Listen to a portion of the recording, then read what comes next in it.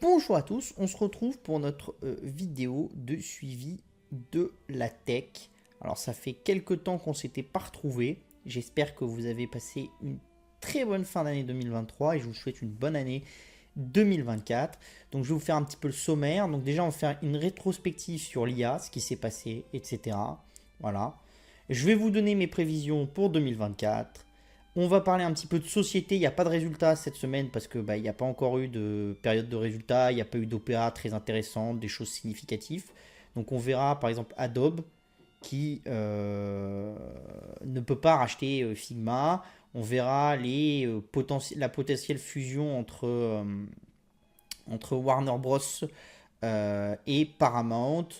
Deux sociétés qui ont fait faillite ou qui ont été rachetées en quasi faillite, dont Farftech et Bird, et quelques news, hein, avant tout sur l'intelligence artificielle, parce qu'il n'y a pas eu de truc extrêmement important dans la tech ces dernières semaines. So, let's go, on y va tout de suite, donc avec une rétrospective sur l'IA. Donc l'idée ici, c'est de vous montrer à quel point l'IA, c'est quand même important, mais ça fait un certain temps que c'est là. Donc la première source, c'est la page d'accueil et la front page du journal Hacker News, qui est un journal qui est très connu. On aurait pu faire la même chose pour TechCrunch, les données auraient été un peu différentes, mais j'ai fait le test et on arrive plus ou moins à la même chose. Donc on voit courbe orange, pardon, c'est l'intelligence artificielle, courbe noire, c'est l'iPhone, et les petits points, c'est la crypto. Donc ce qu'on voit, c'est que la crypto, malgré le fait que beaucoup de monde en parle, globalement, les journaux spécialisés, c'est-à-dire Engadget, Hacker News, TechCrunch, etc., qui sont des journaux typés tech, d'accord, ils en parlent pas tant que ça. Et ça, c'est quand même intéressant. Ça montre vraiment la sous-représentativité dans l'écosystème global du monde des crypto-monnaies, d'accord, et du monde même de la blockchain de termes généraux, je dirais, d'accord. Donc ça, c'est intéressant, ça va dans le sens de ce que je vous raconte, hein, c'est-à-dire que c'est un super secteur, il y a sûrement des choses à faire, il y a des choses à faire, sinon je ne serais pas dessus, mais c'est un secteur qui est encore dans son enfance, le secteur des crypto-monnaies et de la blockchain. C'est l'Internet des années 98, 99, 97, ça dépend où on se met, d'accord. C'est pour ça qu'on ne voit pas d'explosion de leur mise en avant sur les premières pages des journaux. Par contre, on voit que l'intelligence artificielle, ça existe depuis assez longtemps. Ça a commencé à exploser en 2015. Voilà. Et puis, ça a totalement explosé en 2023. D'accord. Pourquoi c'est dans les journaux depuis assez longtemps et plus longtemps que le reste? Et pourquoi ça allait quand même à un bruit qui est non négligeable? Parce que c'est 1% des front pages. Je crois que chez TechCrunch, c'était 0,8. Chez Engadget, c'était 1,2, quelque chose comme ça. Faudrait revoir. L'iPhone, quand il est sorti, il est monté à 2%, 2,5% sur certains journaux comme TechCrunch. Voilà. Donc pourquoi est-ce que l'intelligence artificielle, qui était quand même beaucoup moins utilisée que l'iPhone dans les années 2009, etc., encore 2007-2008, on peut discuter, mais 2009-2010, quand même beaucoup moins, faisait déjà quasiment autant parler dans les journaux. Parce qu'on a une peur panique de l'intelligence artificielle. D'accord? Et qu'on sait depuis longtemps que c'est une véritable révolution. Mais on ne sait pas comment l'utiliser. Ce qui a changé en 2023, c'est qu'on a débloqué ce truc de l'utilisation. Tout le monde s'est dit, ok, avant, je travaille dessus, je fais, mais comme c'est dangereux et que je veux pas qu'on dise que j'ai participé à intégrer quelque chose de dangereux, je fais un travail plutôt académique, mais je l'utilise pas trop. Et là, on a commencé à avoir des startups qui arrivaient avec de l'utilisation, d'accord. Et surtout, on a commencé à avoir l'utilisation massive faite par ChatGPT, 100 millions d'utilisateurs, d'accord. Et donc, OpenAI a débloqué ce focus de l'utilisation. Comme tout le monde a pu commencer à l'utiliser, après c'est arrivé dans Excel, partout. Comme c'est arrivé des Excel, toutes les sociétés ont dû commencer à faire des modules d'intelligence artificielle. Et c'est un peu comme un barrage. Et le barrage a cédé. D'accord? Et ça, c'est quand même très très intéressant. Ça ne change pas qu'on en fait depuis quelques temps. Parce que si vous regardez, par exemple, le Y Combinator, qui est le meilleur incubateur de start-up, vous voyez que l'explosion, déjà, il y a toujours eu des startups d'IA. 2015, 2017, 2017, etc. Il y en avait dans la santé, etc. On fait de l'IA depuis très longtemps, d'accord? C'est juste qu'avant, c'était pas tout le monde. Et par contre, c'est vrai que ce qu'on voit début 2023, c'est quand même une certaine bulle. Parce que plus de la moitié des startups sont dans l'IA. D'accord? Donc il faut peut-être se poser des questions, faire attention. Ok. Et ce qu'on voit quand même, c'est qu'en 2022-2021, il y avait déjà quand même pas mal de startups liées à l'IA parce qu'il y a beaucoup de gens qui se disaient mais attendez, là j'ai un logiciel, comment je me différencie de ce logiciel-là? Ben, par exemple, j'incorpore des choses qui vont automatiser. Or, vous savez qu'il y a des gens qui ont automatisé beaucoup de choses. Par exemple, vous savez que dans Facebook, la vraie différence entre la publicité Google et la publicité Facebook, c'est que pendant longtemps, Google vous laissait cibler comme vous voulez. Donc, il vous disait, tu veux que le mec, il ait quel âge, qu'il ait quel machin, quel truc, etc. Et vous pouviez faire un ciblage assez précis. Depuis quelques années déjà, Meta vous contraint dans le ciblage. Car il vous dit, c'est quoi ta cible en gros? Ah, c'est les hommes blancs de 30 machin. Ben, je sais où je vais mettre ta publicité. Vous décidez pas de dire ah, telle page sur Facebook, je veux pas l'afficher, telle page sur Instagram, je veux pas l'afficher, je veux l'afficher plutôt entre 17 et 18 heures, etc. C'est lui qui fait tout seul. Et l'idée, c'est quoi? L'idée, c'est que, en fait, vous allez économiser de l'argent, parce que c'est lui qui va le faire.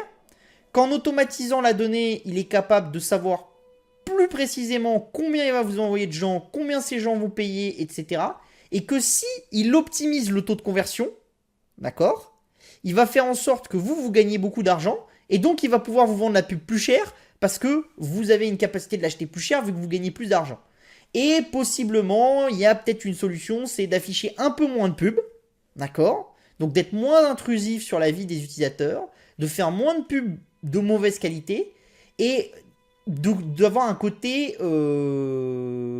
contenu qui intéresse les gens autour de la pub. Et c'est ça que Meta essaye de faire. Et d'ailleurs, c'est là qu'ils ont été très forts sur la vidéo déjà. Parce que maintenant, combien de fois vous regardez une publicité dans le fil Instagram, la publicité vidéo, le produit vous plaît peut-être pas, mais juste la pub, elle est sympathique, donc on la regarde. Et donc ça, c'est intéressant. Vous subissez beaucoup moins la pub dans l'écosystème Meta que ce que vous la subissez dans l'écosystème Google. D'accord? Et ça, c'est une première utilisation de l'intelligence artificielle et du machine learning, etc. Donc c'est quand même intéressant. Ça existe depuis longtemps. On en parle depuis peu de temps, mais ça existe depuis longtemps. Et comme forcément, bah là, le barrage a lâché, tout le monde va dans ce secteur-là. Attention, comme le barrage a lâché, il peut y avoir des gens qui vont être opportunistes, c'est-à-dire ils vont dire ah, moi j'avais prévu de faire une start-up de machin, mais là tout le monde parle d'IA, je fais de l'IA. Attention, attention. On l'a vu dans les marchés financiers, des sociétés comme C3AI, des choses comme ça, compliquées. Après, il y a des sociétés qui sont là depuis un certain temps, qui ont repris du poil de la bête avec l'IA et qui en font depuis longtemps. Des gens comme UiPath, des gens comme Microsoft qui sont là depuis longtemps, eux, ils ont profité. Même des gens comme Nvidia, ils en ont profité. Alors, on peut discuter de la valo de Nvidia maintenant, mais c'est intéressant. Et ce qu'on voit, c'est quand même une explosion de l'utilisation qui est vraiment massive, avec vraiment beaucoup de gens qui l'utilisent. Là, on a des données de McKinsey, d'accord, et de Benedict Evans. Vous voyez, Use for Work, il y a des secteurs dans lesquels on est au-dessus de 10%. C'est extrêmement fort. Vous voyez? Et n'a pas essayé, il n'y a pas un secteur où il y a plus de 25% des gens qui n'ont pas essayé. Pas un. Donc ça veut dire que, en fait, ce que vous avez là avec l'intelligence artificielle, c'est un peu comme avec Internet. Tout le monde utilise Internet pour son travail.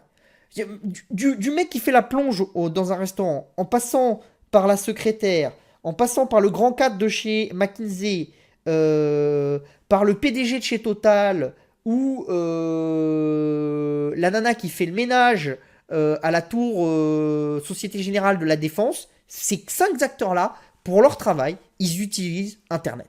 Pas de la même façon, mais ils l'utilisent tous. Ils l'utilisent pour envoyer des mails à leur chef, etc. Ils utilisent des applications en disant, bah voilà, j'ai badgé, j'ai machiné. Donc Internet a complètement révolutionné l'usage. Ce qu'on est en train de voir dans l'intelligence artificielle, c'est un peu la même chose. C'est que dans tous les domaines, d'accord, dans tous les secteurs, on est en train de se dire, mais est-ce que j'ai pas une capacité de révolutionner des choses? D'accord? Alors bien sûr, par exemple, pour celui qui fait la plonge, c'est peut-être un peu plus compliqué. Mais pour la secrétaire, est-ce que j'ai pas une capacité de pré-remplir les mails? Pour le grand 4 de chez McKinsey, bon, encore plus simple. Pour le PDG de chez Total, là aussi. Voilà, ce genre de choses. Mais, et pour beaucoup, beaucoup de choses, il peut y avoir des intérêts. Mais même pour quelqu'un comme la dame qui fait le ménage dans la tour Société Générale de la Défense. Les données sont pas croisées. Or, par exemple, imaginons cette dame, elle fait tous les bureaux. D'accord? Tous les soirs, elle fait tous les bureaux. Si Madame Michu, dans son bureau, elle est en vacances depuis 2 semaines, ça n'a aucun intérêt de tous les soirs passer et d'astiquer. Ça a un intérêt d'astiquer le jour après où elle est passée et le jour avant qu'elle rentre. Et encore, ça peut se discuter, parce qu'en une semaine, est-ce qu'il y a de la poussière qui serait venue, etc. Mais bon, bref, voilà, vous voyez ce que je veux dire. Or, en fait, ces données-là, elles remontent très peu de temps, très peu souvent. Pourquoi? Parce que les logiciels sont très peu capables d'interpréter la donnée les uns les autres. Et ça, c'est l'intelligence artificielle. Donc même dans la tâche de la personne qui fait le ménage, il pourrait y avoir un impact de l'intelligence artificielle parce qu'il y aurait de l'intelligence plus poussée dans la donnée qui lui permettrait, elle, de faire son travail de manière différente, même si ça serait peut-être une utilisation plutôt inconsciente. D'accord? Et on est quand même sur quelque chose qui est massif. Et pourquoi c'est massif? Et pourquoi je vous dis que c'est massif? Parce que le barrage a cédé, OpenAI, d'accord, avec ChatGPT, 100 millions d'utilisateurs actifs, là, 1,3 milliard de revenus récurrents. C'était moins de 50 millions avant le lancement de ChatGPT. D'accord? Donc c'est considérable. Ils ont construit un truc extrêmement fort. Et une fois que ça s'est arrivé, ça fait 12 mois maintenant, c'est plus une mode. C'est-à-dire que c'est pas comme les drones ou comme l'impression 3D. Vous achetez une grosse machine, vous dites vous allez révolutionner votre boîte. Finalement, ça marche pas trop. Bon, la machine, elle est oubliée. On dit on va revenir à l'autre manière de faire. Non. Non. On est vraiment en train de vivre une révolution. D'accord? Et ça, c'est vraiment considérable. Et on l'a vu récemment aussi. Alphabet a annoncé qu'ils allaient supprimer encore 30 000 emplois parce qu'ils pensent que c'est des métiers qui sont automatisables par l'intelligence artificielle. Donc vraiment, c'est une méga tendance. Il n'y en a pas beaucoup des méga tendances qui peuvent tout chambouler. Je pense qu'on a vécu Internet. Je pense même que le smartphone, je ne suis pas sûr qu'on puisse dire que ça soit une méga tendance. Parce que, est-ce que le smartphone, ça a révolutionné le travail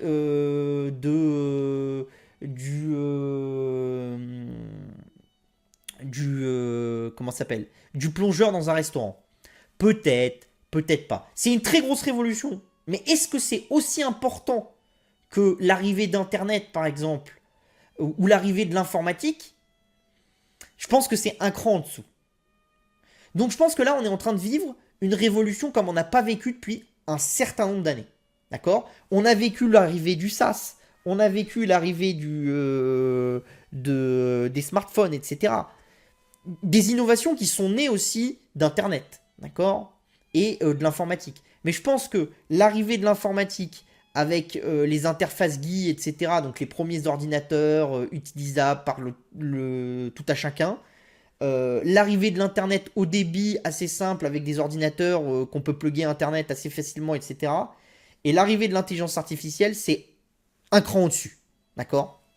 Et donc, faites attention, 2024, il y aura sûrement de la spéculation. Il ne faut pas acheter tout et n'importe quoi dans l'intelligence artificielle. Mais il ne faut pas non plus dire que c'est là que pour 1 ou 2 ans. Parce que je vois trop de gens qui me disent « Oui, la mode, elle est passée. Bon, voilà. Maintenant, c'est les crypto-monnaies, etc. » Attention, je dis pas que les crypto-monnaies, c'est pas important. Je vous ai même dit qu'à mon avis, c'était pas pris assez au sérieux. Et que le premier graphique que je vous ai montré avec les articles en première page des journaux le montre. Mais sur l'intelligence artificielle, il y a quelque chose de considérable. On passe à notre deuxième focus cette semaine. Donc c'est les prévisions, mes prévisions de 2024. Donc ce qu'on voit, là c'est pareil, c'est encore une source de McKinsey et des travaux de McKinsey.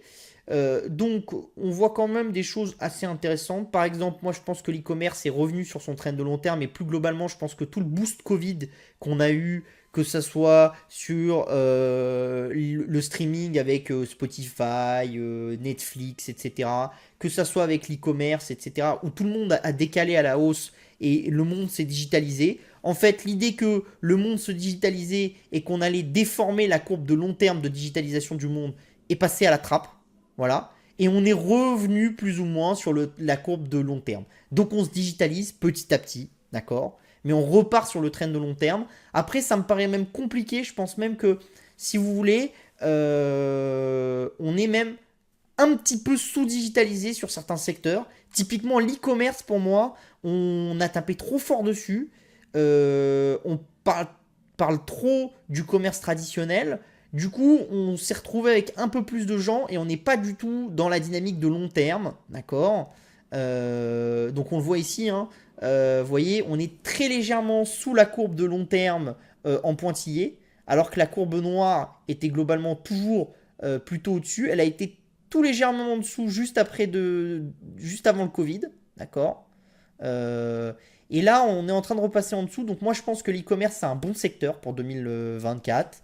Voilà, je trouve que c'est pas cher. Je pense qu'il y a quand même toujours une envie de consommer avant tout en e-commerce. Il suffit de regarder les enfants, hein. Moi, je suis désolé, on regarde les jeunes adultes, etc. Là où ils vont consommer leurs vêtements, oui, ils vont chez Zara, etc. Ils les regardent, ils machinent, mais là où ils vont consommer, c'est Shein, c'est Amazon, etc. Le gros de la consommation. Ils aiment aller en magasin pour voir le produit, l'identifier. Mais au final, l'achat, il se passe quand même souvent sur l'e-commerce, etc. Donc je pense que ça, c'est voué à continuer un certain temps, d'accord. Et que ça va être la même chose. Je pense que sur le software, on a eu une surutilisation des softwares, après une sous-utilisation, et là maintenant, on va repartir sur la dynamique de long terme. On a tout ce qui est les révolutions sociétales qui sont en train d'être là, qui sont quand même importantes et pour les pays, et pour les équilibres macroéconomiques, etc. Mais ça, c'est assez simple, hein, c'est toujours la même chose. Euh, les rencontres sont de plus en plus faites en ligne, d'accord. On a dépassé les 50% en 2020 et ça va continuer à aller là-dessus. Donc la majorité des rencontres, des couples seront créés en ligne. Les couples ont envie de moins d'enfants, mais en contrepartie, ils ont plus de chiens et surtout plus de chats. Pourquoi plus de chats? Parce que quand vous n'avez pas le temps, en fait, le chat, ça ne vous demande pas de le sortir. Donc, les gens sont de plus en plus liés à des choses qui ont un aspect non intrusif dans leur vie, qui vont pas leur mettre de contraintes trop fortes, d'accord. Donc ça, c'est des choses qui sont aussi assez intéressantes et je pense que ça va continuer et je pense qu'on va voir ce trend-là continuer, même si on aurait besoin que les couples fassent plus d'enfants, etc. Je pense pas que ça va continuer. Je pense pas que ça va s'améliorer. En tout cas, je juge qu'on n'a pas fait ce qu'il fallait pour que ça puisse s'améliorer demain. Donc tous ces nouveaux concepts, à mon avis, ça va continuer. D'accord. Pareil, le gaming, etc. Je pense qu'on va toujours avoir des choses qui vont être rapides. Ce qu'on voit aussi, et là c'est encore le graphique d'ailleurs pour les couples, c'était Stanford comme source, hein. Là, ce qu'on voit aussi, c'est une source Google Trends, d'accord, pour les recherches. Et ce qu'on voit d'intéressant, c'est quoi? C'est qu'on voit que Shane a démarré en 2016 et est devenu quasiment aussi puissant que Zara, parce que si vous prenez, ça vend plus Shane que Zara maintenant, d'accord. Donc en moins de 10 ans, Shane a été capable d'atteindre la taille de Zara. Et ce qu'on voit, c'est quoi? C'est que aux US, d'accord, non, d'ailleurs c'est au niveau mondial, Temu, qui est l'application qui a été lancée par P. Diddy, qui est Pinduoduo, la compagnie chinoise, en moins de 3 ans, elle est en train de devenir aussi regardée et aussi tapée sur le moteur de recherche Google que Shane. Donc ce qu'on voit, c'est la compression du temps, la capacité à créer des empires très très rapidement. Et ça, il y a deux choses qu'on voit dans l'économie, et ça va continuer comme ça. C'est de plus en plus d'oligopoles, d'accord? Donc pas des monopoles, mais des oligopoles. 3, 4 acteurs qui sont les seuls à pouvoir survivre à très long terme dans leur secteur. Exemple typique, c'est les VTC avec Uber et compagnie. Généralement, dans les grandes villes, il reste quoi? 2, 3 acteurs tout cassés. Il n'y a pas 10 acteurs, etc. Il y a un oligopole. D'accord? Et il y a de plus en plus de secteurs oligopolistiques. Ça pose des problèmes de théorie économique, etc. Et ce qu'on voit aussi, c'est une capacité à se faire concurrencer qui est de plus en plus rapide. Ça oblige les boîtes à toujours être dans une question et dans une forme de remise en cause. Si vous vous actez dans une société qui va se transformer plutôt en société financière, vous vous faites tuer. Il y a un exemple très fort. C'est une société américaine qui s'appelle VF Corp. C'est ce qu'on appelle un aristocrate. Ça veut dire que tous les ans, ils augmentaient le dividende. D'accord? Ça a fait 30 ans de surperformance sur le S&P. C'est passé de 100 et des poussières de dollars à moins de 20 dollars en moins de 18 mois. Pourquoi? Trop d'endettement, trop de rachats d'actions, trop d'achats de marques, une société trop financiarisée. Pourtant, c'est quoi VF Corp? C'est du vêtement. VF Corp, c'est Supreme, une marque de luxe. C'est Vans, tout le monde connaît Vans, les jeunes, les chaussures, etc., des skaters, etc. D'accord? J'ai perdu le nom aussi, c'est une marque de vêtements outdoor. Comment ça s'appelle qui pour le coup, chez eux, leur pose pas de problème. Oh, j'ai perdu le nom. Alors, 2 secondes, je regarde, hein, parce que ça va m'énerver sinon.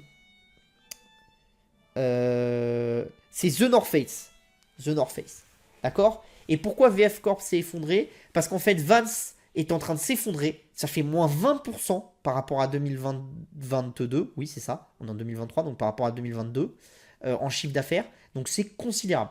Pourquoi ça s'effondre aussi rapidement? Alors qu'en fait, Vans, on pourrait se dire que c'est parfait comme marque. Parce que c'est une marque qui est plutôt jeune.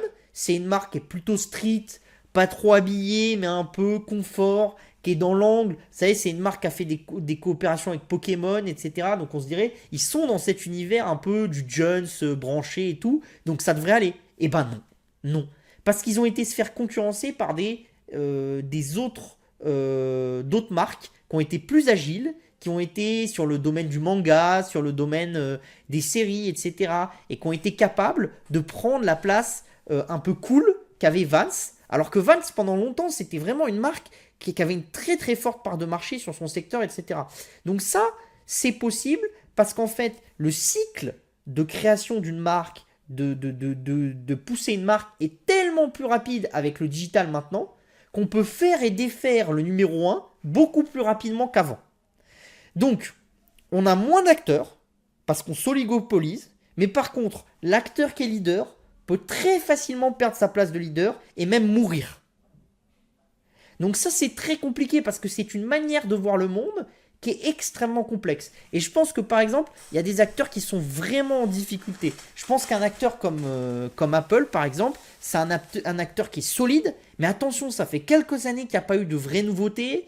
Le casque VR, bon, c'est une nouveauté, mais c'est quand même, voilà, bon, c'est le tout début, etc. Donc attention, parce que on est très habitué à acheter les mêmes valeurs depuis 10-15 ans. C'est pas dit que dans les 2, 3, 4 ans, alors je pense pas que ça sera en 2024, d'accord? Mais je pense que dans les top valeurs qu'on achète du Nasdaq, etc. actuellement, je serais pas étonné que dans les 5 à 10 ans qui viennent, il y en ait certaines qui meurent. Voilà. Et je vous parle de mourir, vraiment mourir, capoute, comme Kodak, etc. Parce que le rythme d'innovation, il est effréné. L'arrivée de l'IA va révolutionner certaines choses. Et ça, c'est quand même assez intéressant. Et cette vitesse-là d'arrivée et de prise de part de marché, on ne l'a jamais vu dans le monde. Jamais. Et plus on va être capable d'avoir des robots, ce genre de choses, plus ça va aller loin. Un autre truc, par contre, aussi, dans mes prévisions pour 2024, le marché des cryptos va continuer à grossir. Je vous l'ai dit en début, c'est l'équivalent d'Internet des années 96, 17, 18, 19 à la limite. Ce qu'on voit, c'est qu'on atteint un nouveau palier avec 575 millions de personnes qui ont des cryptos. C'est une source crypto.com.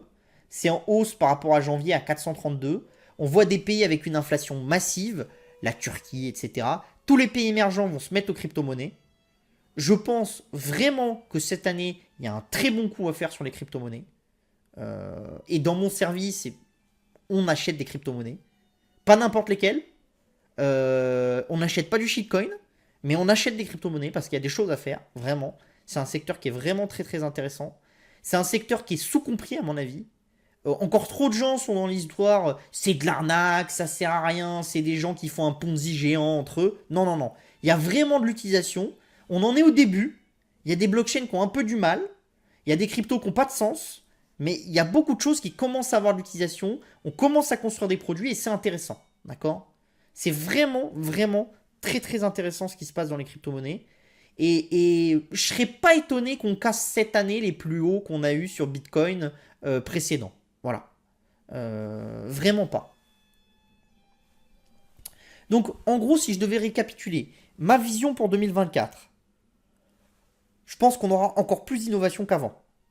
Et je pense qu'il y a deux gros secteurs qui vont avoir une innovation majeure. Robotique, intelligence artificielle, qui sont des secteurs qui sont d'ailleurs liés. À mon avis, explosion massive dans ces secteurs-là. D'accord? On a toujours des innovations majeures. Le prix des panneaux solaires, il est en train de se faire détruire. Détruire. Et le rythme d'ajout d'électricité solaire sur les réseaux de beaucoup de pays est en train d'exploser de manière considérable. Considérable. C'est aussi ça qui fait que le pétrole remonte pas malgré les tensions. Parce que derrière, on intègre de plus en plus. Je pense que dans les batteries, on est en train d'arriver à des moments où on commence à voir le prix qui diminue. D'accord? Donc je pense que ces phénomènes d'innovation-là, ils vont continuer, ils vont même s'accélérer. Je pense que plus ça va être compliqué politiquement et économiquement dans les pays émergents, plus les cryptos, Bitcoin, les stablecoins prennent du sens. Les autres, tout ce qui est lié à Ethereum, etc., il faut construire des services dessus. C'est un peu moins avancé que l'utilisation en mode stockage de valeur que Bitcoin permet aux pays émergents. Voilà. Mais je pense que cette année, ça sera une bonne année pour le Nasdaq. Je pense que ce sera une très bonne année pour les cryptos. D'accord? Donc je pense que cette année, on dépassera le point haut qu'on a eu de la dernière fois.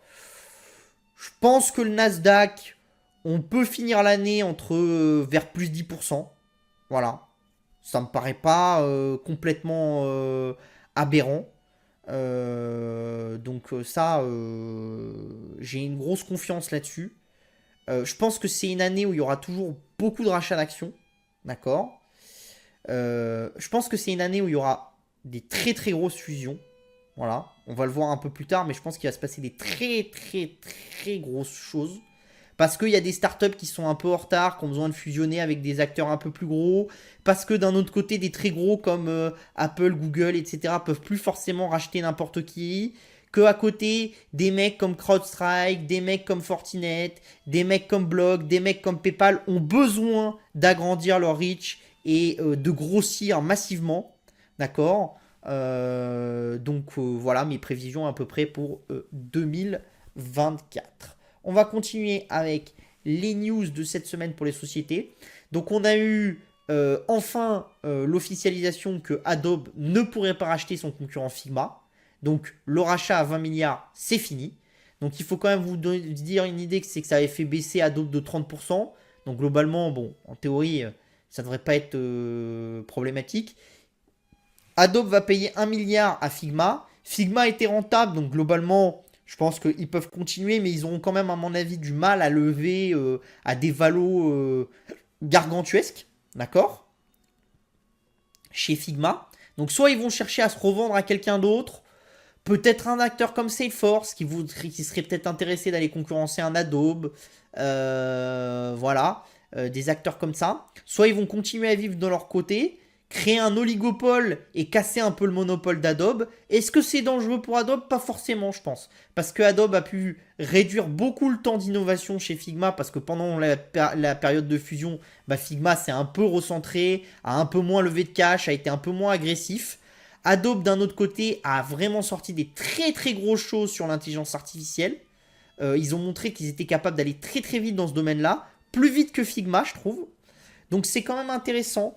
L'avantage clé de Figma, c'était la collaboration, d'accord? C'est-à-dire que Adobe, c'était un logiciel qui était créé pour travailler tout seul, et pour travailler à plusieurs, c'était compliqué.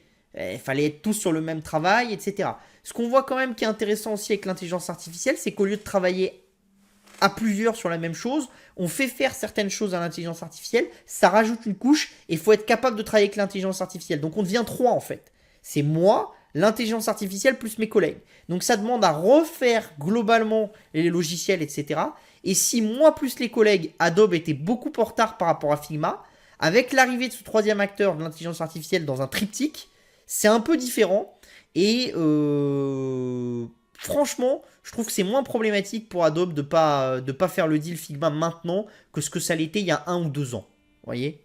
Voilà. On a aussi Warner Bros. Et Paramount qui ont travaillé à une potentielle fusion. Donc ça, c'est les gros acteurs de la télé US. Pourquoi? Parce qu'il faut limiter les coûts de production des séries, avoir de la puissance face aux plateformes, etc. C'est des sociétés qui sont très endettées. Donc c'est ce que je vous disais dans mes visions. Hein. C'est que je pense qu'il va y avoir des très gros M&A cette année. Parce qu'il y a des sociétés qui sont peu chères, mais qui ne peuvent pas survivre tout seuls. Même en France, quand on regarde en France, finalement, M6, TF1, Énergie, c'est des boîtes qui sont cotées, ça vaut pas très cher, ça vaut 6-7 fois les bidas. Le problème, c'est comment est-ce que vous voulez grossir? C'est trop petit. On peut pas lancer un produit qu'en France. C'est-à-dire que ces marques-là, oui, elles peuvent utiliser leur publicité pour lancer des sociétés en France. Mais face à des sociétés qui utilisent le web et qui se lancent à l'échelle internationale, elles ont peu de chances de réussir à construire des choses. D'accord? C'est d'ailleurs pour ça que la plupart de ces sociétés-là ont arrêté ce qu'elles appellent le media for equity, c'est-à-dire de donner des spots de publicité en versus de l'equity dans une startup. Parce que ces startups-là, elles peuvent vendre à tout le monde en passant par Facebook, TikTok et compagnie. Et du coup, une boîte qui vendrait beaucoup à des Français, qui aurait une grosse position en France, mais qui n'aurait pas une grosse position à l'international, c'est quand même compliqué. Je vais vous prendre un exemple très simple. Je connais un collègue. Il fait son frère fait un système d'apprentissage de piano.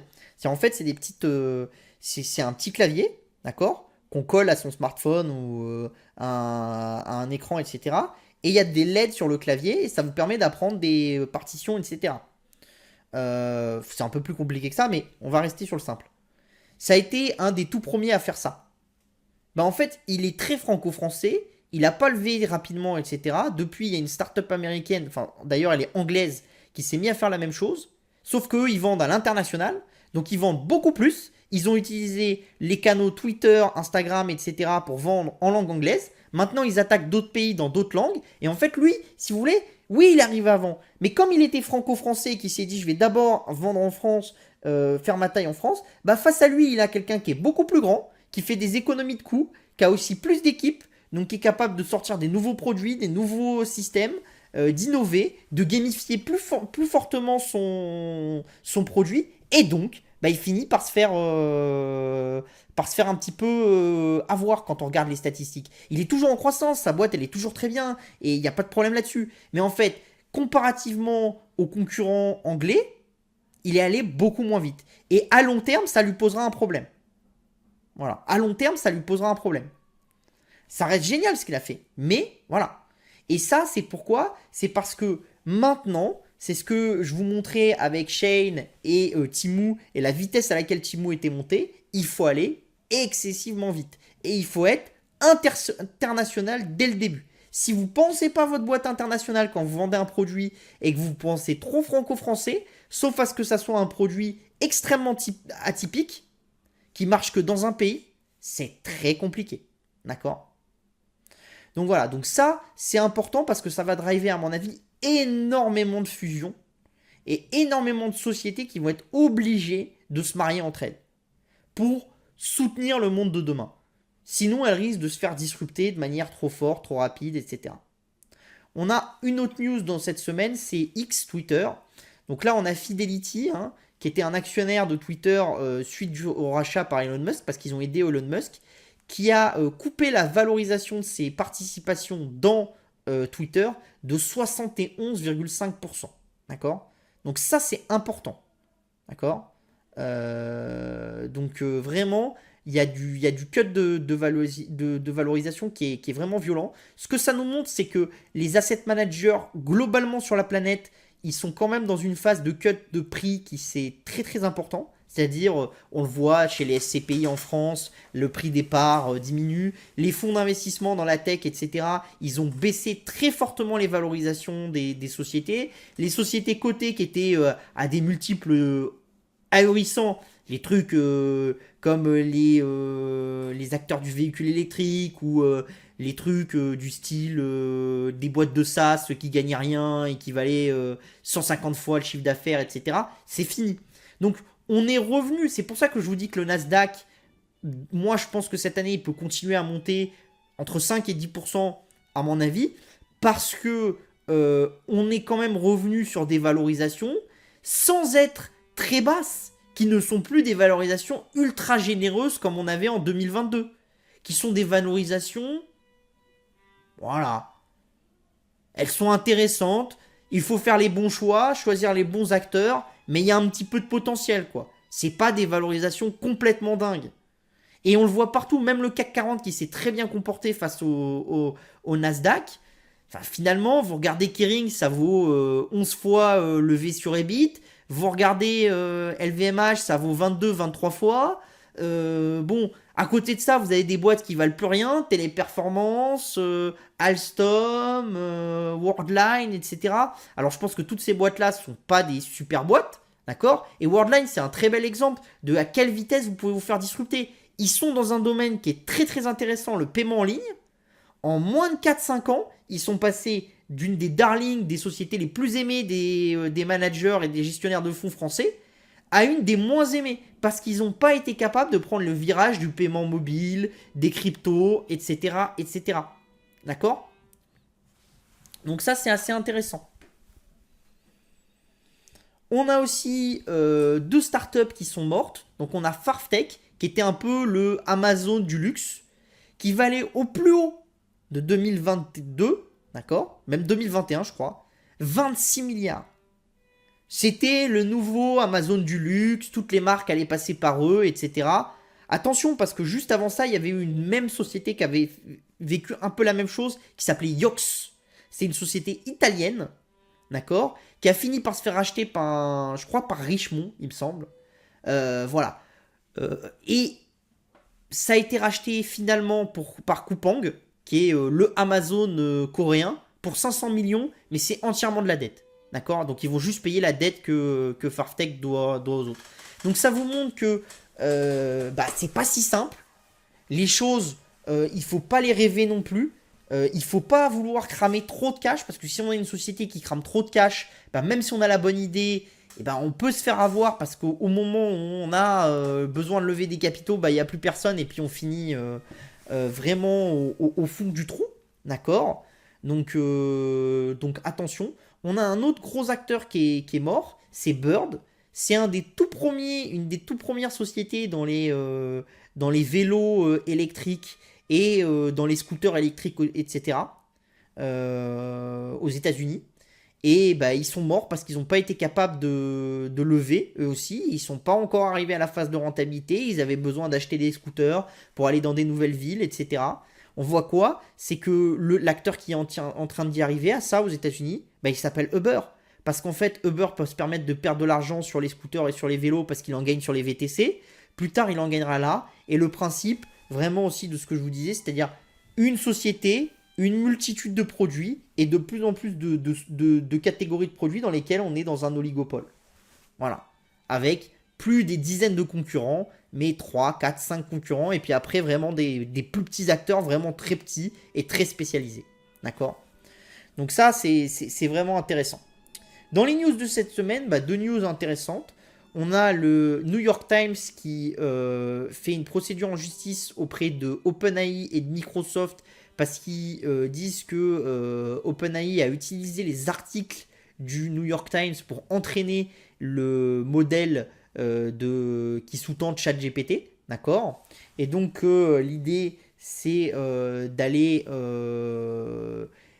utiliser ces datas pour entraîner le modèle. Donc le New York Times dit qu'il n'avait pas autorisé Microsoft et OpenAI à faire ça. Donc voilà. Ce qui est intéressant, c'est que dans le même temps, il se passe quelque chose d'assez intéressant, c'est qu'Apple, pour son propre système d'intelligence artificielle, est en train de négocier avec le New York Times et avec Axel Springer, que Axel Springer a signé un deal dans le même type d'utilisation de données, des articles de journaux, etc., avec OpenAI en décembre. Donc ça, c'est intéressant aussi parce que ça veut dire que des acteurs comme Le Monde, comme TF1, comme M6 vont peut-être pouvoir monétiser la création du contenu et le catalogue de contenu qu'ils ont. D'accord? Mais il va falloir que ça soit fait au bon moment, de la bonne manière, etc.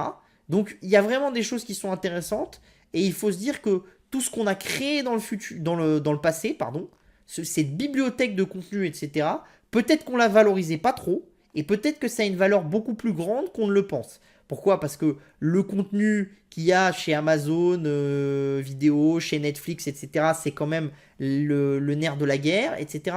Et on voit de plus en plus qu'on a besoin d'avoir énormément de données, d'avoir travaillé cette donnée, d'avoir créé énormément de choses et d'avoir un catalogue de produits qui est important. Je pense que dans le monde du jeu vidéo, c'est pareil et c'est un monde aussi qui est intéressant. Donc voilà. Donc ça, c'est un angle à suivre. À suivre aussi, pourquoi? Parce que si pour entraîner ces données, si pour entraîner ces modèles, il faut acheter de la donnée au monde, à machin, à truc, à bidule, à chouette, ça veut dire que plus personne pourra créer des langages larges de manière simple. D'accord?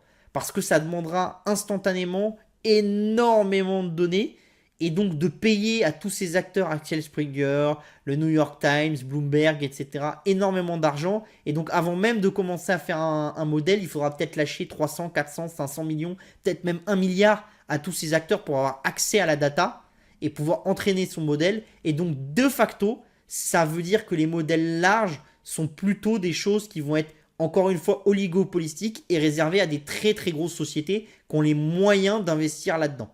D'accord? Donc ça, c'est intéressant aussi.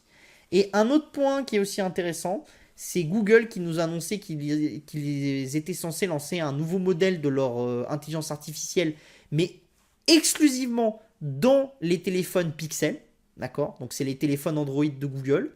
C'est intéressant, pourquoi? Parce que Microsoft a fait la même chose avec Bing en mettant des features en plus, donc des options en plus, mais qui ne sont utilisables que sur Bing si on passe par le navigateur Edge de Microsoft. Donc l'idée c'est quoi? L'idée c'est de proposer des petites add-ons d'intelligence artificielle que vous allez monétiser comment? En obligeant la personne à rester dans votre écosystème et à être dépendant d'une multitude de services. Donc si tu veux avoir ma petite intelligence artificielle un peu meilleure que les autres, bah, il faut que tu aies mon téléphone. Ou alors il faut que tu sois sur mon navigateur, etc. Et ça permet de capter des gens. Donc ça c'est intéressant à l'ère des super apps et de ces constellations de produits. C'est intéressant de voir que de plus en plus de sociétés sont prêtes à faire des petites updates sur leur intelligence artificielle qui sont intéressants pour les gens, qui ne vont pas faire payer, mais en échange, on vous demande d'utiliser les produits et les services de la société. Et ça, c'est intéressant. Donc voilà. Donc écoutez, bon, on se retrouve du coup la semaine prochaine pour la prochaine vidéo. Et je vous dis bye bye. Et n'hésitez pas à poser vos questions dans les commentaires. Je les lis, je réponds à certains quand j'ai le temps. Et toujours pareil, pouce bleu sur la vidéo, likez, partagez, ça nous fait plaisir. Et comme ça, on en fera de plus en plus. Allez, ciao ciao. Merci beaucoup d'avoir regardé cette vidéo. N'hésitez pas à réagir dans les commentaires ou à liker et partager cette vidéo si le contenu vous a plu. Et pour ne rater aucune de nos prochaines émissions, vous pouvez vous abonner à notre chaîne et activer les notifications. Et pour plus de contenu, n'oubliez pas que le dernier rapport rédigé par nos experts est accessible en cliquant sur le lien de description. On se retrouve tout de suite dans les commentaires et je vous dis à très bientôt pour une prochaine vidéo.